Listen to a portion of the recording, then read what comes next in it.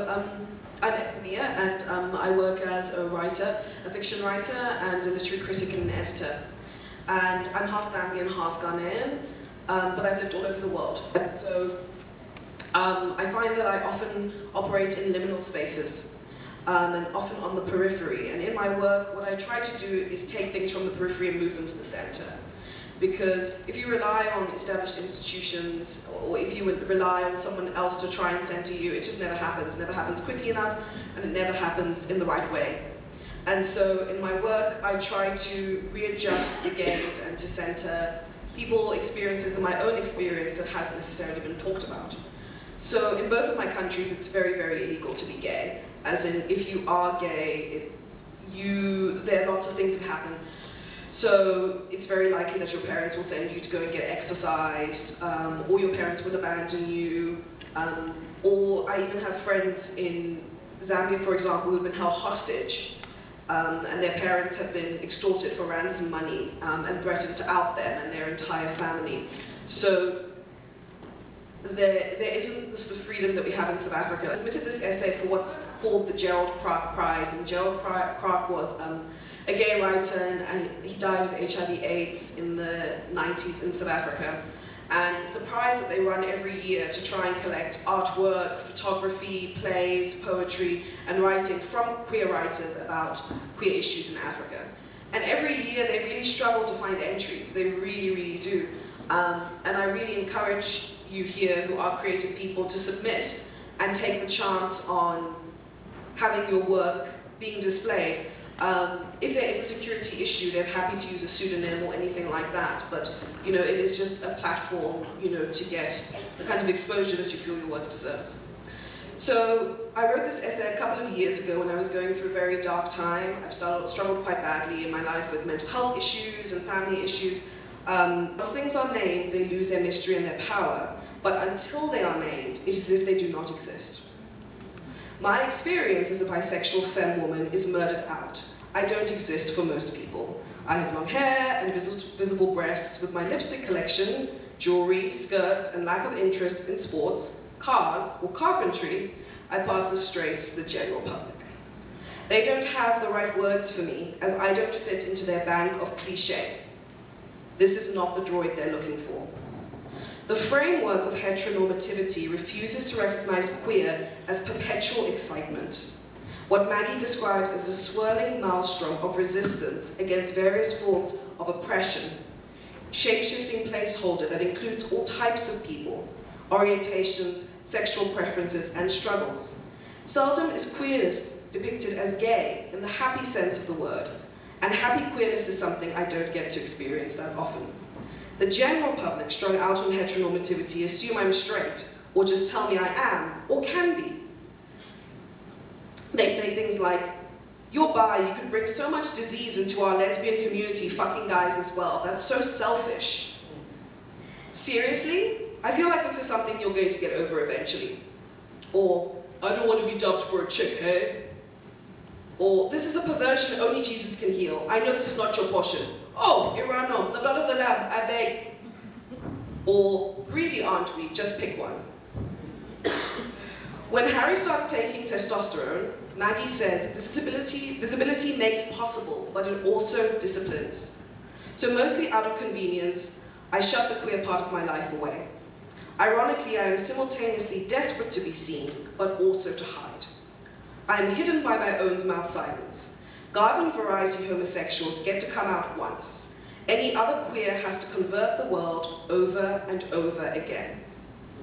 It is exhausting unpaid labor, often painful and futile. How to explain in a culture frantic for resolution that sometimes the shit just stays messy? And that's before we've even addressed class, or race, or nationality, or finding someone with whom my perversities are not only compatible, but perfectly matched. Sometimes I walk past the white lesbians, I used to live in Pretoria, anyway. Sometimes when I walk past the white lesbians loitering outside the butcher shop, and there's a woman I admire, I wonder, if we fucked, would I be able to tell if it was BDSM or a lynching before it was too late?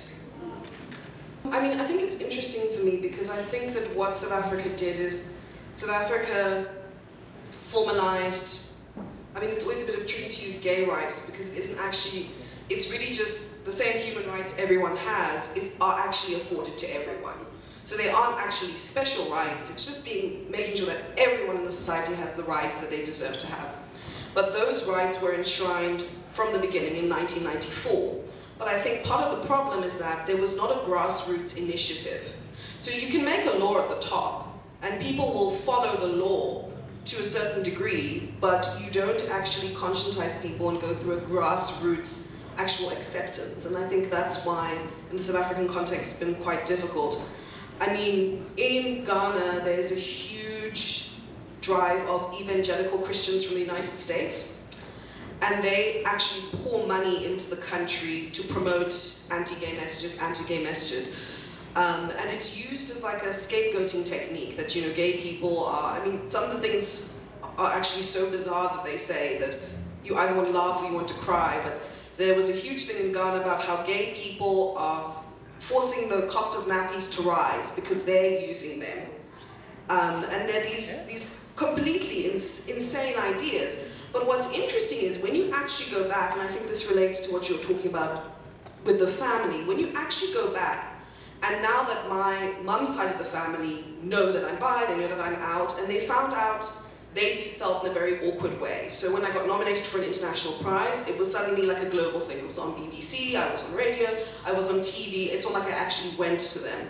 But when I started talking to them, you know, they started talking about things that I had never been told, and that there was actually in our family an epidemic of men who pretty much at 40 committed suicide.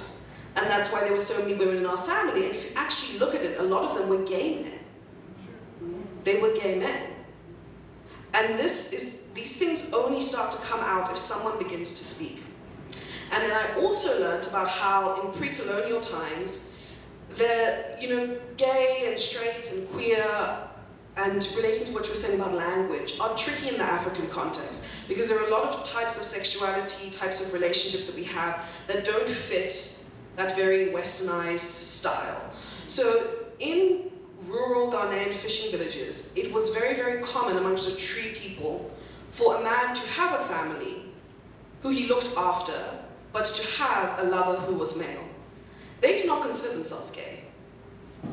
They consider themselves to live how they always have lived, because they're fishermen and they go to sea for a long time, so they have a family on land with a woman and a child, but they also have a lover. And these things have always been suppressed or denied, but these things we can look at as alternative queer histories that we are actually connected to. And for me, it's about remaking those connections where they were broken. Wow. I mean, I think it's tricky. I think that when education begins and ends with school, it's completely flawed. Learning is a lifelong process, and it's a process that needs to happen within established structures and outside established structures. And I think the struggle is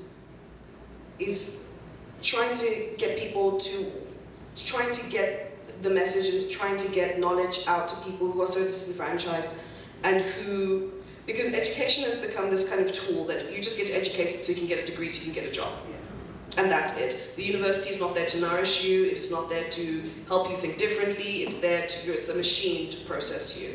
And I think once we start accepting alternative ideas of learning, alternative ideas of accepting knowledge and creating knowledge, it helps things a lot.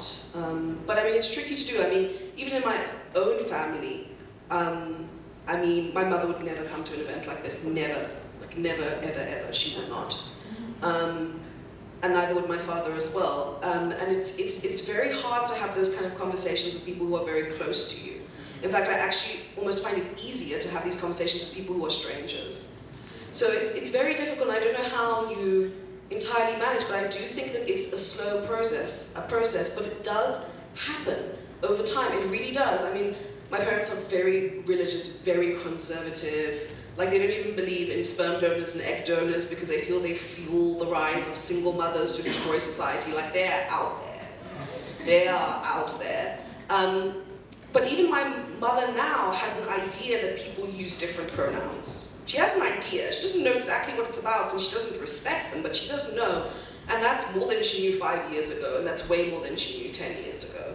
So it's a slow process, and I think that if we share the burden, so it's not just one person educating everyone who gets tired, and like even what Jefferson was talking about theatre, there's so many ways that people can be encouraged to actually empathize.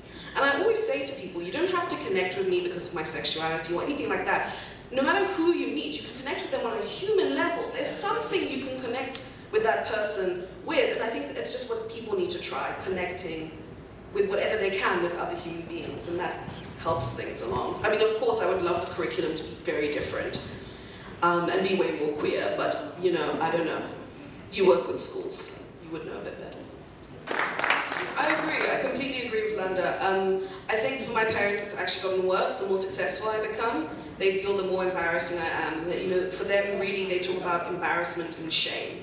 Because they will have people who will say, oh my God, did you see your daughter was on the news talking about this thing? They don't see that, you know, I'm getting my work published, and I'm going to residencies, and I'm getting really great opportunities. But the people who understand you and love you will be happy for you. And sometimes you'll even find that even if people don't accept what you're doing, and they may not be able to tell you they're proud of you, they are proud of you. And I think that, so Mary Oliver is this lesbian poet, and she died this year, and she had this poem, and she said, what are you going to do with your one wild and precious life? And I think about that a lot. You have to live your life for you. You can't live it for other people. It's not worth it, and it's not sustainable. And so eventually you just have to do what's right for you in your time.